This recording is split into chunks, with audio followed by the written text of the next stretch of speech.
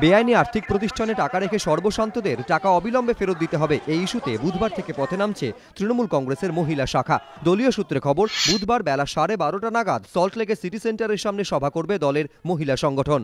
তারপর রাজ্যে ইডি সদর দফতর সিজিও কমপ্লেক্সে গিয়ে বিক্ষোভ ও টাকা ফেরতের দাবি জানানো হবে।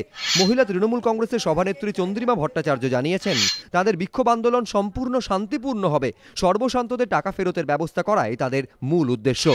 দিন কয়েক আগে প্রতারিতদের টাকা ফেরতের দাবিতে দলকে মাঠে নামানোর কথা বলেছিলেন মমতা বন্দ্যোপাধ্যায়। বুধবার তারই আনুষ্ঠানিক সূচনা হতে চলেছে।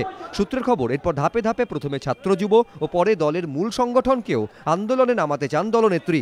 ঘনিষ্ঠ মহলে মুখ্যমন্ত্রী জানিয়েছেন, বেআইনি আর্থিক প্রতিষ্ঠানে প্রতারিতদের টাকা ফেরতের ব্যবস্থা করেছিল তার সরকার। 300 কোটি টাকা ফেরতও দেওয়া হয়, কিন্তু আইনি জটিলতায় সেই প্রক্রিয়া আটকে যায়। মমতা বন্দ্যোপাধ্যায়ের প্রশ্ন, সারদা ও রোজভ্যালির প্রচুর টাকা সম্পত্তি বাজেয়াপ্ত করা সত্ত্বেও কেন প্রতারিতদের টাকা ফেরত দিচ্ছে না ইডি? প্রতারিতদের টাকা ফেরতের দাবিতে আগেই পথে নেমেছে বাম কংগ্রেস।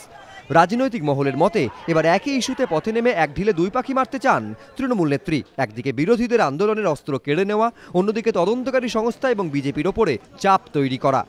আশাবুল হোসেন, এবিপি আনন্দ।